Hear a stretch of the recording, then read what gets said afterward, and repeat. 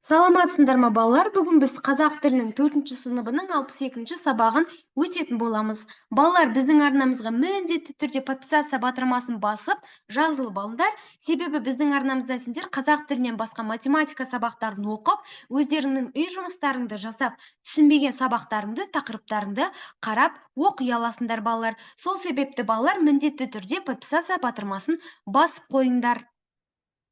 Енді балалар, бүгінгі сабағымызды бастайық, иә? Бүгін біздің жобамызды өтеміз. Ана тілім, ардағым тақырыбына арналған.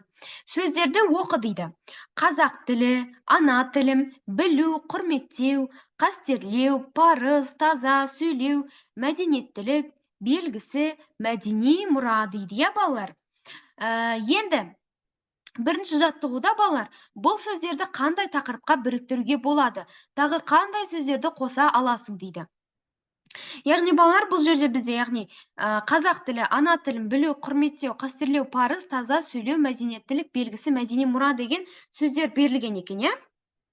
Біз балалар бұл жерде бұл сөздерді ана тіліміз, қазақ тілі тақырыбы біріктіріп тұр екен, иә, бұл жерде.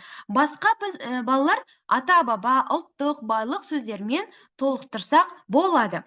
Тағы да балалар, өздерің қосатын сөздерің болса, қосып жазсаңдар болады. Келесі бізде балалар екінші жаттығу. Әр сөзді оқу барысында қандай күйде болдың? Қай сөз қуаныш сезімін тудырды дейді. Енді балалар, әр сөзді оқу барысында біз керемет күйде боламыз, иә? Барлық сөздерді оқыған кезде бізде қуаныш сезімі туады.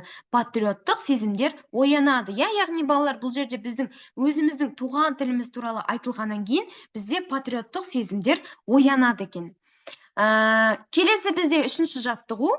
Әр сөз қай сөз табына жатады? Қай сөзге антоним, синоним таба аласың дейді. Осы сөздердің ішінде түбірлес сөздер бар ма дейді. Енді балалар, бұл жерде барлық сөздер осы жерде жазылған қай сөз табына жататын бірінші жазып алайық, иә? Бірінші сөз бізде қазақ тілі, зат есім, иә? Не деген сұраққа жауап береді? Ана тілім, нем, зат есім. Келесі, білу, не істеу, етістік. Құрметтеу, не істеу, етістік болады. Қастерлеу, не істеу, бұл да етістік. Парыз, не, зат есім. Таза, қандай, сын есім болады, иә? Сөйлеу, не істеу, етістік. Мәдениеттілік, не, зат есім болады. Белгісі, несі, яғни бұл да зат есімге жатады. Мәдени мұра, не, бұл да зат есім. Яғни осындай балалар, бізде барлық сөздер осындай сөз таптарына жатады екен, иә? Ал енді қай сөздерге антоним, синоним таба аламыз? Бірінші балалар, бізде синоним сөздер, иә? Құрметтеу сөзіне мысалы қастерлеу, парыз, борыш деген сияқты сөздер алсақ болады. Келесі антоним сөздерге біз балалар мысалы таза сөзіне кір, сөйлеу сөзіне үндемеу деген сияқты антоним сөздер жаза аламыз. Енді бұл жерде балалар түбірлес сөздер мәдени және мәдениеттілік деген сөздер жатады екен, иә? Яғни осындай сөздер бар екен, иә, түбірлес сөздер. Олардың балалар түбірі мәдени екен, иә, яғни екеуінде де мәдени деген түбірден құралып тұр екен, иә, балалар. Келесі бізде 4-ші жаттығу. Тіл туралы өлең үзінділерін оқы. Саған қай сөз немесе тіркес ерекше ұнады дейді. Бірінші балалар, осы үзінділерді оқиық, иә. Туған тілім, бабам тілі, өз тілім. Туған тілім, анам тілі, өз тілім. Туған тілім, далам тілі, өз тілім. Туған тілім, адам тілі, өз тілім. Дихан Әбілев. Туған тілім, тірлігімнің айғағы. Тілім барда, айтылар сыр ойдағы. Әбділда Тәжібаев дейді. Енді балалар, бұл жерде маған екінші өлең ұнады. Себебі балалар, бұл жерде егер біздің тіліміз болса, біз ойымыздағы нәрселерді айта аламыз, біз ойымызды жеткізе аламыз. Қазақ адамдармен тіл табысып, яғни сөйлесе алады екенбіз, яғни сол біздің ерекшелігіміз екен, иә, балалар? Келесі бізде 5-ші жаттығу. Қазақ тіліне қатысты сөздердің сөздігін құрастыр дейді. Яғни балалар, қазақ тілінің сөздігін біз құрастырған кезде, сол қазақ тіліне байланысты бізде сөздер болу керек, иә? Соған байланысты олардың сөздігін жасаймыз. Бірінші мысалы балалар, қазақ тілі. Қазақстан Республикасы азаматтарының ресми тілі екен, иә? Енді келесі бізде балалар, мәдени мұра. Ата бабаларымыздан ұзақ жылдар бойы сақталған дүние немесе әдет ғұрып, тағы да басқалары екен, иә балалар? Келесі бізде келесі сөздікке мына сөзді қосамыз. Ана тілі әр елдің өзінің туған тілі екен, иә? Парыз дегеніміз ол бізде борыш, иә? Осындай бізде балалар сөздіктер құрастырылды. Енді келесі бізде 6-шы жаттығу. Тіл сөз өнері туралы айтылған мақал мәтел мен өлең шумақтарын жина дейді. Бірінші балалар мақал мәтелдер жинастырайық, иә? Мысалы, бірінші сөз түбін сөз табар. Екінші сөз жіп, соссаң кете береді.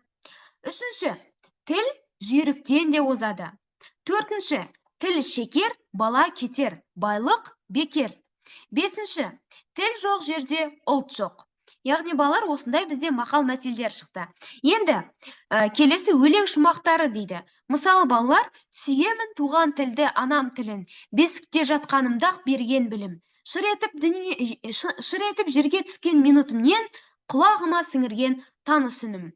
Балалар, бұл өлең шумақтарын бізде Абай Құнанбаев жазған екен, иә балалар? Келесі бізде балалар 7-ші жаттығу. 132-ші беттегі тірек сөздерді жинаған мақал мәтел мен өлең шумақтарын пайдаланып, ана тілім ардағым тақырыбына әңгіме құрастыр дейді. Құрастырған әңгімеңді сыныптастарыңның алдында қорғап бағала дейді. Енді балалар, осы тапсырмада айтып тұрғандай, бізде тірек сөздерді, жаңағы мақал мәтелдерді, өлең шумақтарын пайдаланып, ана тілім ардағым тақырыбында біз әңгіме құрап жазуымыз керек екен. Мысалы балалар, ана тілім ардағым. Менің ана тілім қазақ тілі. Тіл жоқ жерде ұлт жоқ деген бар.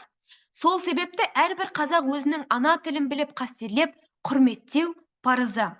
Бірақ қазіргі уақытта таза сөйлей алмайтын қазақ жастары тіпті үлкен кісілер де бар. Бұл қазақ тілімізге деген құрметсіздіктің белгісі. Егер барлық қазақ ана тілдерін таза білсе, тілімізге деген мәдениеттілік белгісі өседі деген ойдамын.